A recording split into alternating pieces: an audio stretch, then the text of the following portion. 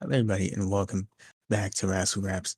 My name is Chris, My name is Vincent. and I put the volume on my computer, so I did not expect the correct noise to be as loud as it was. It That was was so pretty fun. loud for me too. Was I did not see that coming. I was trying to listen to the music on Spotify while you wanted to do whatever you had to do. I did not see that coming. Yeah. I mean, that's just what happens. Oh well. We're gonna talk about Rampage, the first dance, specifically the most anticipated pro wrestling event probably of the year. I would say. Uh, For one reason and one reason only, because there was no other reason to be excited for this show. Yeah, the literally started off with the debut of CM Punk, Frame One. He's back. Yeah, that's fucking incredible. But yeah, because I was like, so what are they gonna do? How are they gonna pull this off? Are they gonna do the first segment or are they gonna do the last segment? And then here we go. The first actual thing was just CM Punk's entrance. So here's the thing. My dumbass had no idea what's gonna be the first thing. I turned on Dynamite, not Dynamite, Rampage. 7 minutes late, I was like, look. Oh no. I was like, look, listen. Probably the main event, right? Something's gonna happen. It's coming probably tag somebody. Whatever. It's around 7 minutes. I see him in the ring. No, that's the worst thing to miss. The worst thing. So I turned it off immediately on my phone and I turned on the recording, rewound it to the beginning, and I watched it, pretended I never saw it. Damn, I feel bad, dude. That's just that sucks. CM Punk Because it was and it felt so good. It felt so, it was just, it made me happy. It just made me put a smile on my face. It wasn't like a pop, but it's one of those things that's just like you're super happy about in that moment. It's one of those things where you just feel super joyful and you're just really happy. so I was super happy too when I rewound it and rewatched. Yeah, but it's not the same. It's not the It same. wasn't the same. When you already know he's out there speaking while you're rewinding it and stuff like that. It's just not the same. I mean, when I turned it on live with Selma in the ring, I did get a smile on my face. Obviously, I was very happy to see him. I Yeah. was unhappy I did But that though. it's like, okay, so it's just like when they started chanting CM Punk and CM Punk, they were going around the crowd, and then that the music just hit. It was just amazing. It's very cool. Literally, It the was a first surreal moment. 15 It minutes was. was just him celebrating with the fans, and it was awesome. And diving into the crowd, hugging fans. Security guard was looking at him like, "What are you doing, motherfucker?" I can't protect that guy. That's not okay. He gets shanked in there by Shanky or something. I don't know.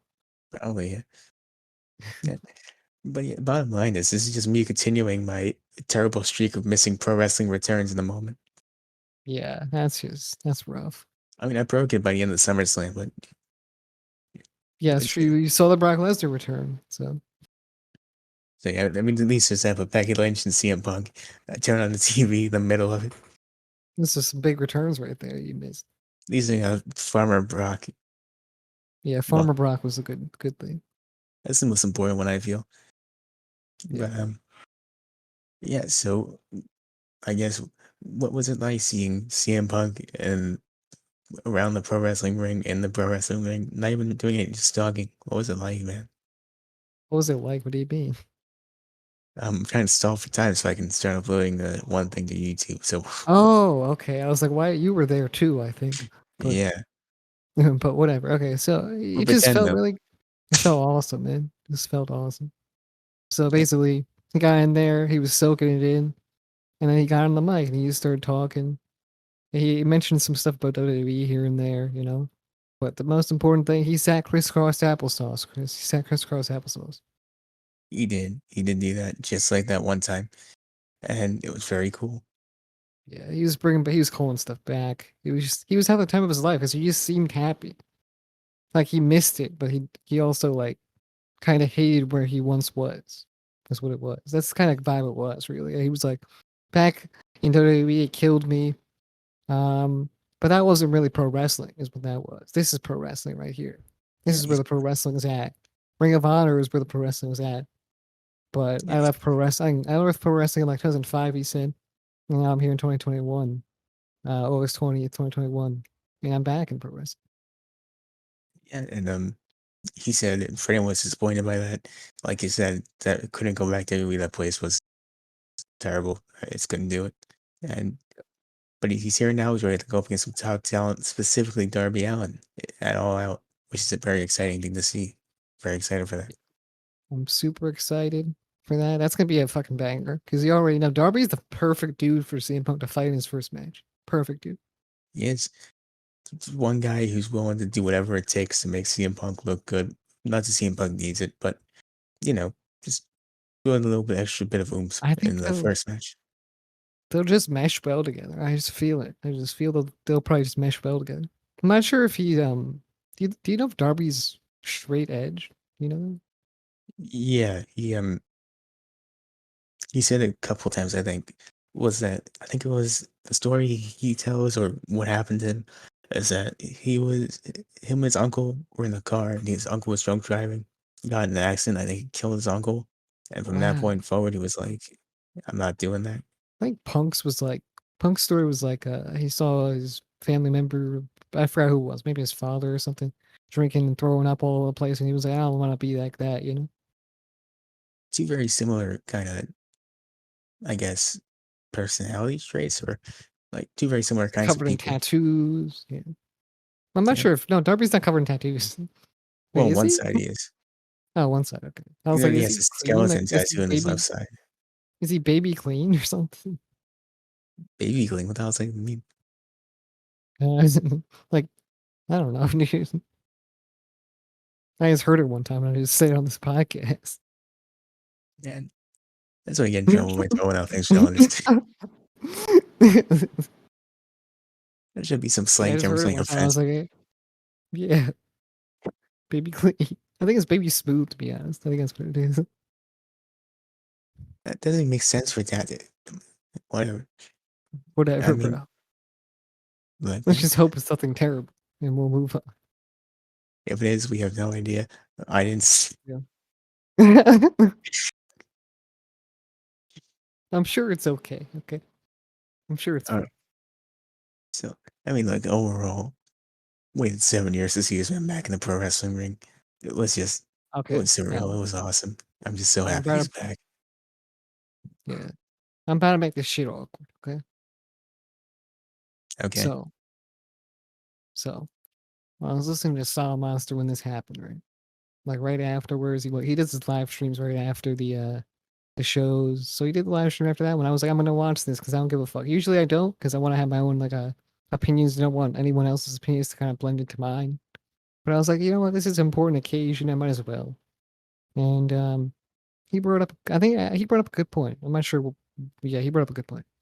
And he was like, the only awkward part about this is Cole Cabana. Yeah, I mean, yeah. Um, Yes. I'm assuming they maybe patched it up or talked about it at least. I mean, if they're working in the same place, I like to believe that they probably talked it over. Um, Yeah, I would hope so. But yeah, like he was bringing up, like maybe they just fucking avoid each other or something backstage. yeah, avoid each other like the plague, possibly. Yeah. Um, That whole lawsuit nonsense was kind of crazy. that was I don't even remember a lot of it. I just remember that Cold Suit Punk, I think it was, not the other one. I don't know if it was Punk suit him or Cold suit him, whatever. But probably it did. Probably was Cold suit him. I would assume. Still a very awkward thing to do to your friend, but whatever. Yeah. So, I mean, look, I'm very excited. This All Out card, by the way, looks amazing. I'm very excited for it. I'm very interested. I mean, a lot of the shows look amazing. I just think this one's gonna have a different feel to it. Because the other shows, they look amazing on paper, but they're not too amazing. They're not that great. They're good. They're not Usually, that great. usually, like in All Out, you get like a bunch of matches you don't care about or have any interest in. But this time around, you got CM Punk's return against Darby Allin. You got Pac versus Andrade. You got Omega versus Christian, which we already know is gonna be a good match because we've seen it once. And QT Yeah, man. Marshall versus Paul I mean, White's iffy. WWECW, you know what I'm saying? All right, skipping over that. Paul White versus QT Marshall. That's a iffy match. Depends on how long that goes. And the Young Bucks in the steel cage match. I'm guessing against Lucha Bros. That sounds pretty good to me. Yeah, yeah. I mean, you already know WWECW is where it's at. So, I mean, I'm just saying, Christian take it back home to us. I mean, that'd be kind of cool. Why? Out of all the gimmicks you could pick to make yours, why does be WCW? Why? I mean, you gotta do it only on the AEW podcast episodes. You did it. On You other just did that. podcasts, we do. He's a big fat loser. I hate Christian. That's what we do on the other podcast. But on this one, we like Christian. He's cool. Look, what I think everyone should do here is go listen to the SummerSlam review we just did, and find out that he's a big fat liar because he brought up WCW there too. I did. It was still true in that era as well, in that version of me. But I hate Christian in that era as well. I just want to save him from being a loser. Okay, I'm gonna move on now. He's a winner in this podcast thing. He's on AEW podcast. He's a winner to me. Christian's always a winner in my book. I mean, Yeah, shut the fuck up. You don't have a book. I have several books on my desk actually, so that's Yeah, you don't write incorrect. your own book though. It's not your book. I can if I wanted to. It wouldn't be good if I can write one. Yeah, I've wrote a book in my past. You can't say the same about you. I could if I wanted to. That's what I can say. I wrote a I book can as a also say, child. It you was a series. Um, know what Not else the I can say? best. Misspelled a lot. Can't understand it now. Bad handwriting. Shitty stick figures. But you know what? It was It's a good. It comic was a book name. good little idea. It was a good idea. Okay. It's a comic book name in a real book. Okay. It was a book. God damn it! It wasn't even a comic book.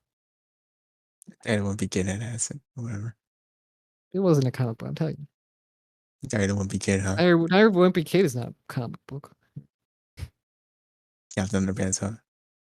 Basically, yeah.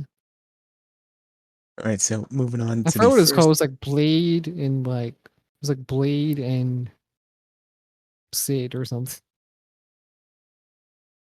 And well, and if this gets one like he'll do a whole video explaining that. I'll So edit the book myself and release it.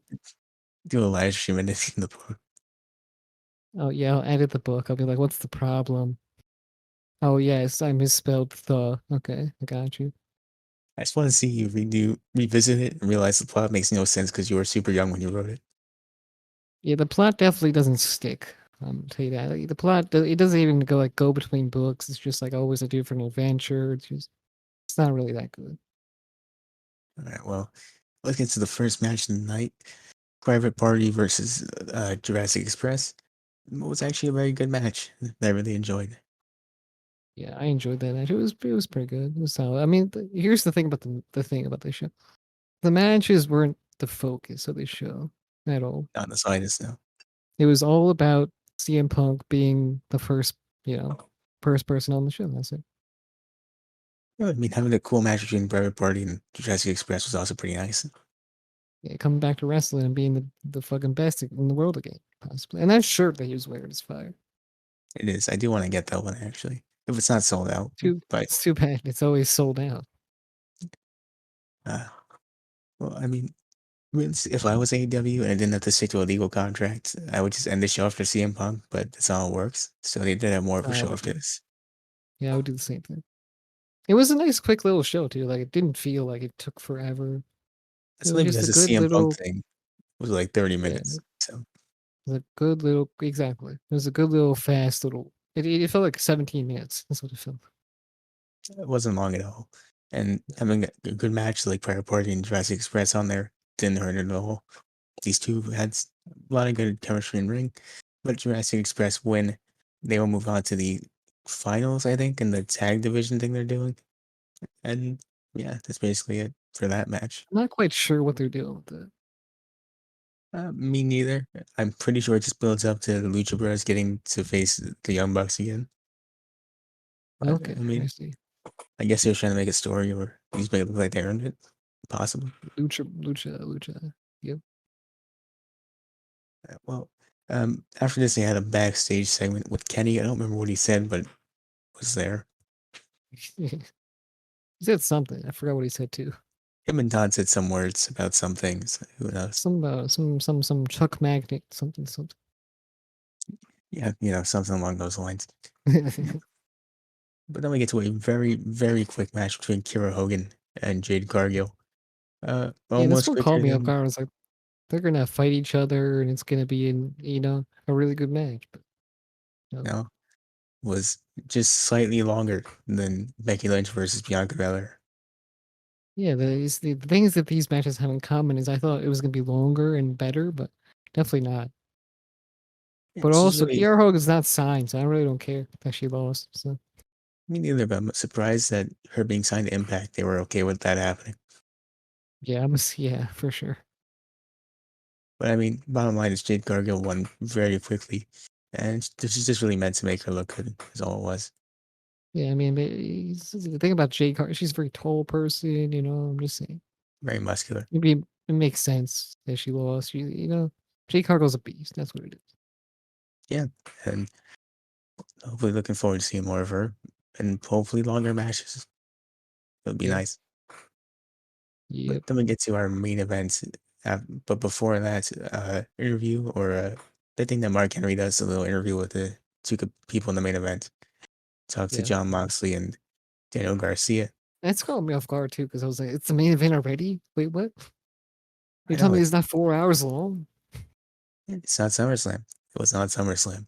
Wow. You But felt the Daniel, opposite of SummerSlam. That's exactly what the show was the opposite of SummerSlam. Enjoyable, nice, and quick. That's what it was. yeah, I mean SummerSlam had some matches on there, but 3 hours of filler. That's what I would say. But Yeah.